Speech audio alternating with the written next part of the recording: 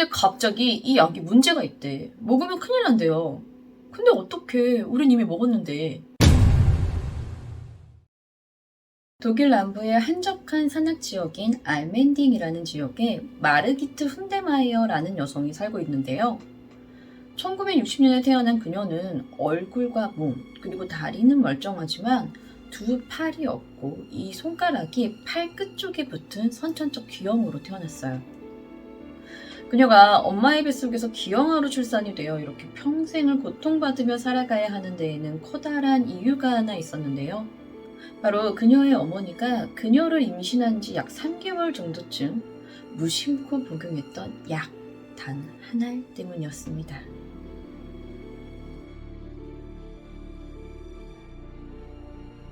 (1957년) 독일의 제약회사인 그린엔탈이 새로운 약을 하나 출시하게 되는데요. 콘테르간이라는 이름으로 출시된 이 약은 탈리도마이드라는 성분을 이용해 만든 제품이었어요. 이 탈리도마이드가 진정, 수면에 꽤나 효과적이라서 사람들이 두통, 감기, 불면증 등에 사용했고, 특히나 이 콘테르간은 의사 처방전 없이도 쉽게 구매가 가능했던 만큼 사람들에게 인기가 매우 좋았던 약이었죠. 거기에 이게 또 어찌나 효과가 좋은지 금세 인기를 끌며 해외로 진출하게 되었고, 전 세계 무려 50여 개 국가에서 판매되게 됩니다. 이 약이 진정, 수면 효과가 매우 뛰어났던 만큼 특정 증상에도 엄청난 효과를 보이며 약을 잘 사용하지 않는 이 특정층 사람들에게도 인기가 많았던 약이기도 했는데요. 바로 입덧이었습니다. 사실 이 탈리도마이드라는 성분은 독일의 제약회사인 그린엔탈사에서 1956년에 새로운 항생제를 개발하던 도중 생긴 부산물로 처음 발견되었는데요. 이 화학물질을 생쥐, 쥐, 기니피그와 토끼 등에게 간단한 임상실험을 해봤는데 이 실험 결과 상당히 안전한 진정제로 확인이 된 거예요.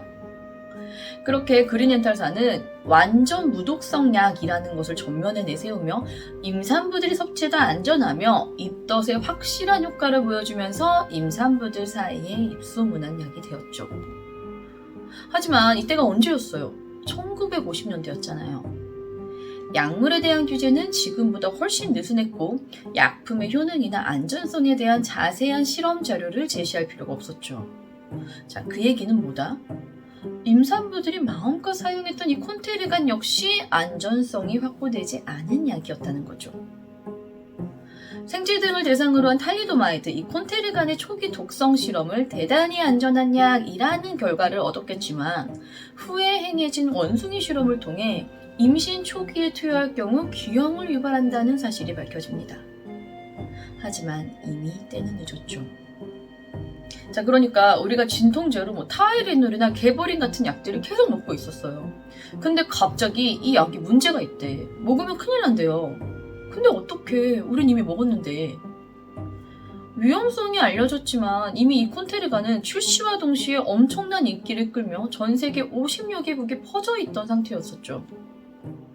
처음 이상이 발견된 건 1957년 콘테르간이 출시되고 대략 한 1년 정도 지난 1958년이었어요. 그렇게 1960년에 독일 함부르크의 소아과 의사인 비두긴트 렌츠 박사는 유독 팔다리가 짧은 기형아가 급격히 늘어나고 있다는 사실을 발견하게 돼요. 사실 아기의 기형이야 지금도 생기는 일인데 이들의 기형을 단지 이 약 때문이라고 단정 지을 수 있었던 이유는 바로 기형아로 태어난 아이들의 공통점 때문이었는데요. 콘테르간을 복용한 엄마에게서 태어난 아기들의 팔다리 모양이 마치 바다 표범의 다리 모양을 닮았던 것이었어요. 해표지증 혹은 바다 표범 손발증이라고 부르는 이 증상은 양쪽 팔이나 다리가 불완전한 형태를 띠는 선천성 기형을 말하는데요. 팔다리가 위축되어 있고 또 끝의 모양이 바다 표범의 다리 모양을 닮았다고 합니다. 1958년 독일에서 첫 환자 발생 이후 계속해서 비슷한 증상들이 나왔고 렌츠 박사는 이들의 공통점은 모두 산모들이 아이를 임신했을 당시 입덧으로 인해 콘테르간을 복용했다는 점을 알게 됩니다. 자, 이 사실이 알려지게 되자 당연히 그린엔탈사는 우리 콘테르간은 전혀 관련이 없다며 펄쩍 뛰었고 우리는 제품 연구 개발 과정에서 이미 설치류, 그러니까 이 쥐종류나 토끼 종류죠. 이 설치류를 대상으로 무려 3년 동안이나 약물 독성 실험을 진행했고 아무런 이상 반응이 보고되지 않았다. 충분히 안전성을 확인하고 출시를 했기 때문에 아이들의 기형은 우리와는 전혀 상관이 없다며 반박했고 그렇게 렌츠 박사의 의견이 쉽게 묵살되어 버립니다. 하지만 이러고 있는 동안에도 피해자는 계속 발생되었고 이 독일 외에 다른 나라에서도 비슷한 사례가 계속 보고되며 학계에서 이 콘테르간을 가지고 대규모 동물 실험을 재개를 하게 되는데요. 처음엔 정말 그린엔탈사의 주장처럼 어떠한 이상 반응도 나타나지 않았다고 해요.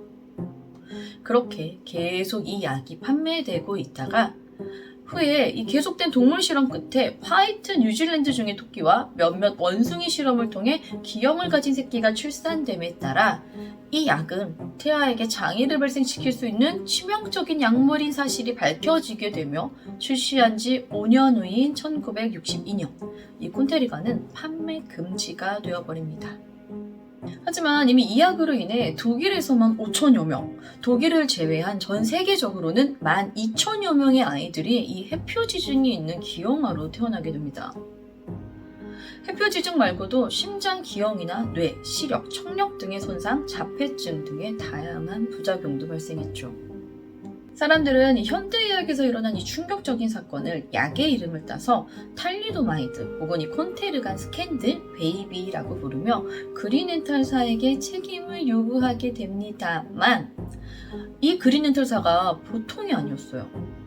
책임을 전혀 인정하지 않는 거예요. 그린엔탈사는 이건 탈리도마이드 스캔들이 아니라 탈리도마이드 비극이라 표현하는 게 맞다며 우리는 잘못한 게 없다. 다만 피해는 비극이다 라 주장합니다. 여기에 혹시나 아주 혹여나 이 약물이 태아에게 피해를 줬더라 할지라도 독일헌법상 태어난 태아는 법적으로 보호받을 권리가 없다라며 보상을 거부하기까지 합니다.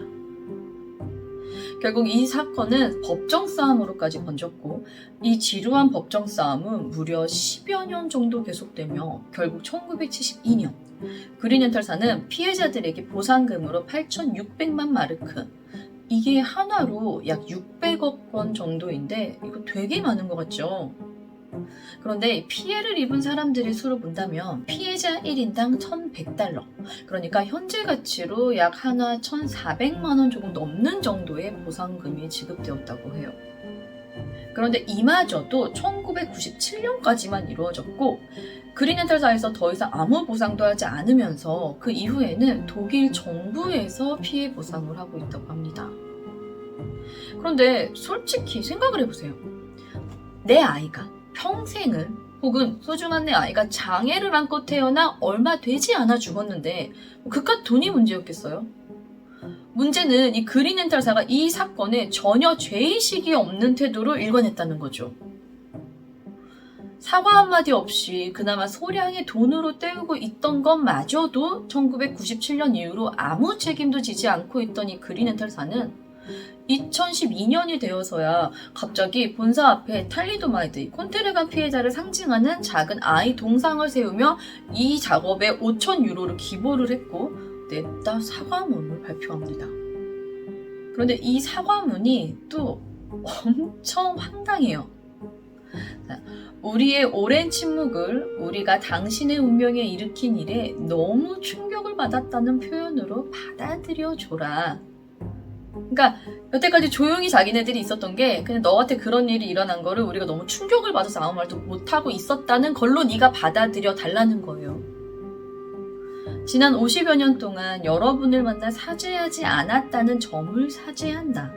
하지만 그 당시 1950년대의 과학 수준으로 보자면 충분한 동물 실험을 거쳐 판매가 결정된 것이었다라고 그린엔탈사의 대표인 헤럴드 스탁이 이렇게 발표를 해요.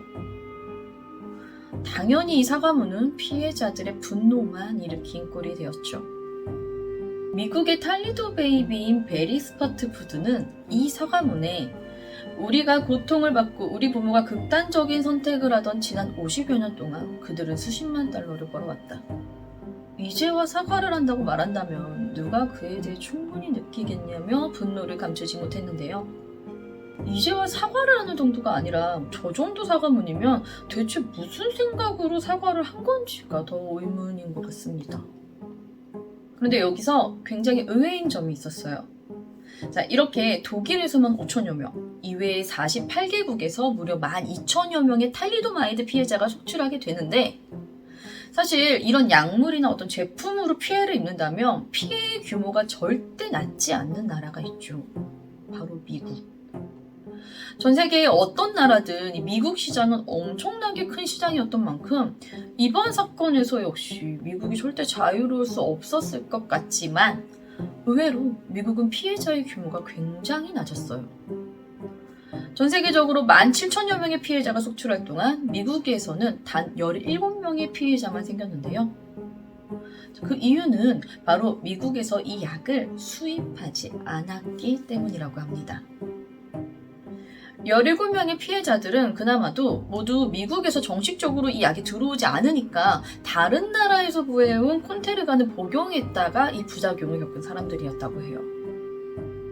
자, 그렇다면 과연 어떻게 미국은 이 탈리도마이드 스캔들에서 자유로울 수 있었던 것일까요?